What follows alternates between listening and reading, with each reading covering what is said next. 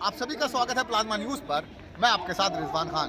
Plasma news लगातार Shaheen Bagh protest को cover कर रहा है, जामिया प्रोटेस्ट को कवर कर रहा है, अलग अलग तस्वीरें देश के सामने लेकर आ रहा है। इलेक्शन हो चुके हैं, रिजल्ट आ चुका है। मैं चाहता हूँ कि महिलाओं का ओपिनियन, क्योंकि लगातार शाहीन बाग पे करंट की बातचीत हो रही थी। मेरा पहला सवाल, कल रिजल्ट आया है, इस रिजल्ट को आप कैसे देख रही हैं शाहीन बाग के तौर पर? देखिए सर, रिजल्ट जो आया है वो जनता का है, ठीक है।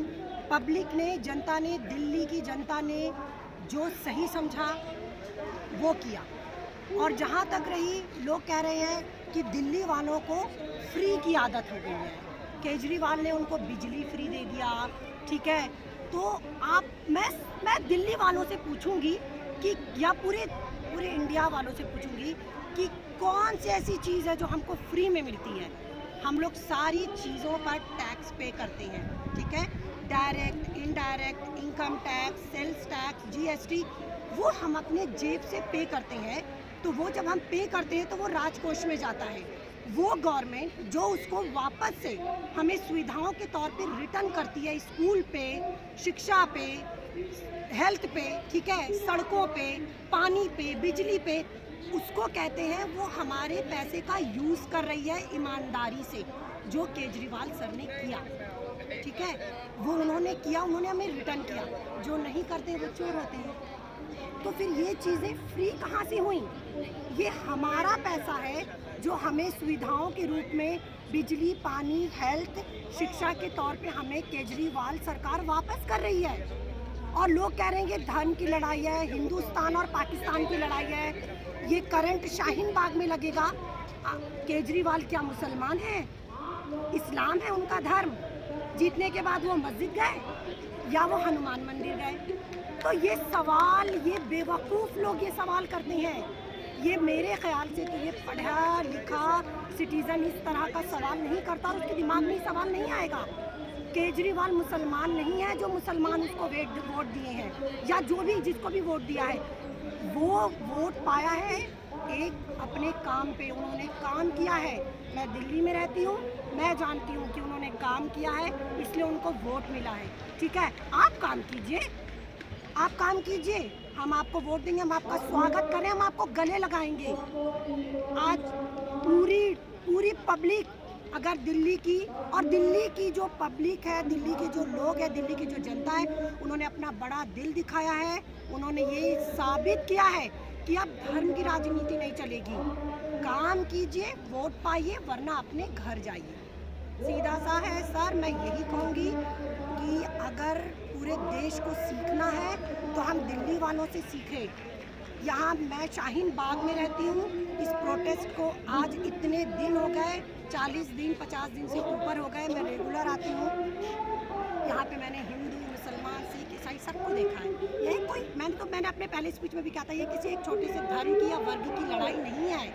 इसको जो बनाया जा रहा है कि ये मुसलमानों की लड़ाई है, ये मुसलमानों की लड़ाई नहीं है। ये संविधान की लड़ाई है और तब तक लड़ेंगे जब तक हम जीत नहीं जाते हैं, ठीक है। बोलते हैं एनआरसी तो आया ही नहीं है, फिर आप क्यों लड़ रहे हो? सीए तो अच्छा, ये मुझे समझ में नहीं आता है कि ये जो आते हैं रिपोर्टर्स, वो एक सवाल बड़ा बेवकूफ़ बना के करते हैं। सीए तो मतलब नागरिकता देने वाला कानून है, फिर आप क्यों इस तरीके से फाइट करें?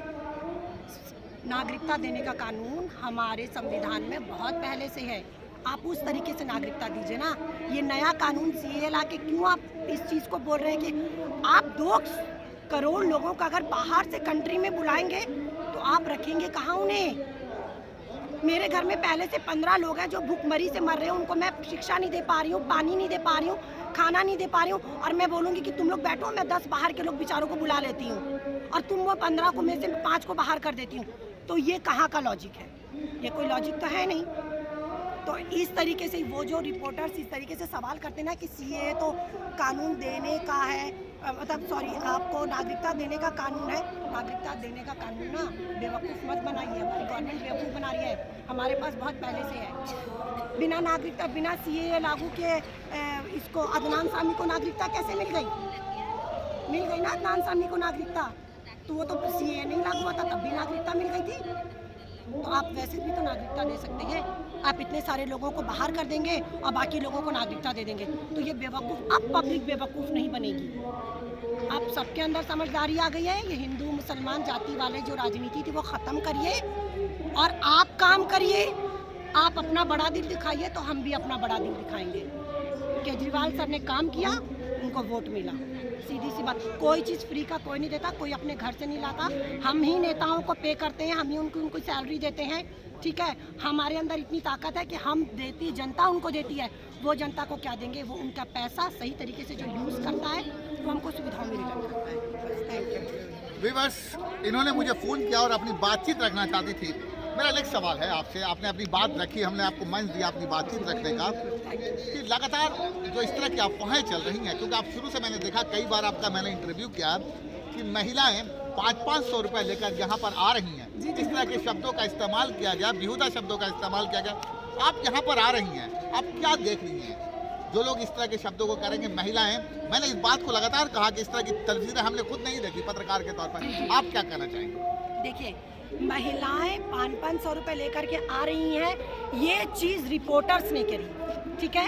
ये मीडिया ने फैलाया, पूरे देश में मीडिया ने फैलाया कि शाहीन बाग में 500-500 रुपये दे करके और औरतों को बुलाया जा रहा है।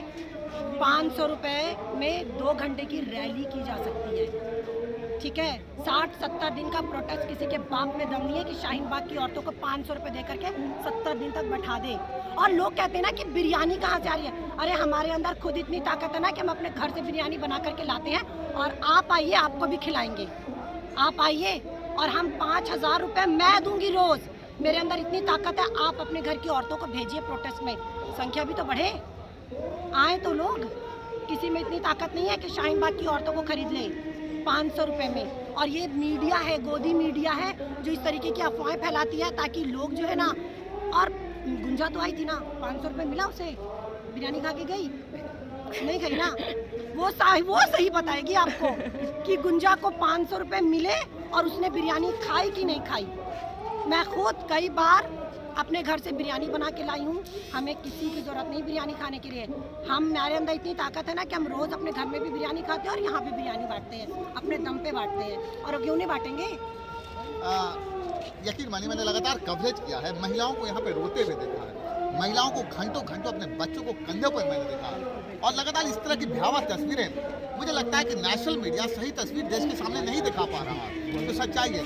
आपने इस तरह के प्रोटेस्ट में क्या देखा है, क्योंकि लगातार आप इतने दिनों से आ रही हैं, क्या चीज़ें देखी है आपने? देखिए, जब ये प्रोटेस्ट स्टार्ट हुआ था ना, तो मैं डे 1 आई थी, फर्स्ट डे में जब आई थी, तो ये छोटी सी चिंगारी थी। जब हम आते थे ना, तो मुझे लगता था बस एक छोटा सा टेबल था और लोगों के अंदर वो चीज़ थी। जब लोगों ने इसे समझा, वाकई में जो समझा, आज वो चिंगारी आग बनी और आग बनकर पूरी दुनिया में फैली और पूरी दुनिया ने हमें सपोर्ट किया है, और जो इसके अगेंस्ट है ना, उनके ऊपर थू किया है। ये लोग बेवकूफ़ नहीं है। ये सारी पब्लिक जो यहाँ पे इकट्ठा है ना, वो पढ़ी लिखी है। सारी औरतें जो आती हैं ना, वो बेकार नहीं है। आप 3 तलाक पे तो बड़ा औरतों के आगे थे।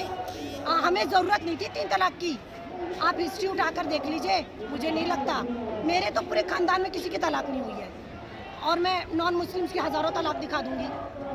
तो आप 3 तलाक जिसकी हमें ज़रूरत नहीं थी, आप वो महिलाओं, हम मुस्लिम महिलाओं के साथ हैं, मुस्लिम महिलाओं के साथ है, आप कहाँ गए वो योगी जी जो आज मुस्लिम महिलाओं के साथ होना चाहिए? आज वो कहाँ गए? आज वो औरतें बैठ के रोती हैं बेचारी, ठंड में बैठी हुई हैं, प्रोटेस्ट कर रही हैं। आज योगी जी को आना चाहिए, जो गला फाड़ फाड़ के चिल्लाते थे ना, मुस्लिम महिलाएं, मेरी मुस्लिम बहनें, आज वो योगी जी को आना चाहिए शाहीन बाग और आकर अपनी महिलाओं से ना, मुस्लिम महिलाओं से बात करनी चाहिए। आज उन योगी जी की आज मुस्लिम महिलाओं को ज़रूरत है, उस टाइम कोई ज़रूरत नहीं थी जब वो 3 तलाक पे 3 तलाक कर रहे थे। हमारे शौहर हमें तलाक नहीं देते, बहुत अच्छे से रखते हैं माशाल्लाह से। बिल्कुल, लगातार हमने कोशिश की है शायद से बाजू सोशल, यहीं पर लगातार हमने देखा है। मेरा आखिरी सवाल है आपसे, जो लोग यहाँ कह रहे हैं कि यहाँ गद्दार लोग आ रहे हैं, जो देश से गद्दारी कर रहे हैं, वो यहाँ आते हैं, आप क्या कहना चाहिएगा?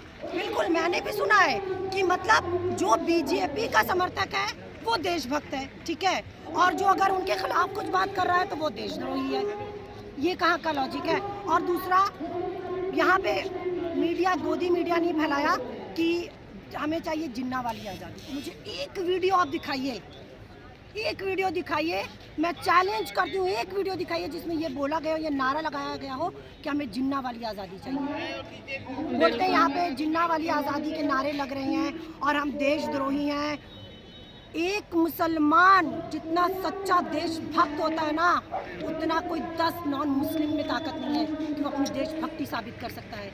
एक मुसलमान औरत और एक मुसलमान मर्द के अंदर जितनी, लेकिन हमारे अंदर यही हमारी बदकिस्मती है ना कि जब से देश आज़ाद हुआ है, बंटवारा हुआ है, हम मुसलमानों को ये साबित ही करना पड़ता है कि हम जो हैं वो इंडियन है। इंडियन है, मैच होता है तो हमें साबित करना पड़ता है कि हम इंडियन है।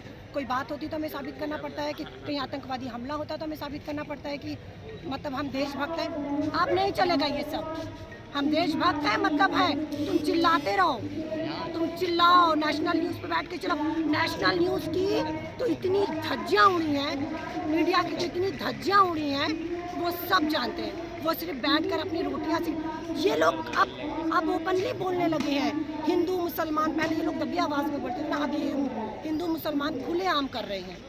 तो जब ये सारी चीज़ें खुलेआम करें तो जाहिर सी बात है, जो समझदार है पब्लिक उसको सब समझ में आता है कि हमको क्या बोलना है, हमको क्या है क्या नहीं है। हम सच्चे राष्ट्रभक्त हैं, हम सच्चे देशभक्त हैं। हमारा सीना चीर के भी कोई देख लेगा तो हम यही कहेंगे, जय हिंद, जय भारत माता और भारत माता की जय। बस। बिल्कुल। Thank you for watching plasma news.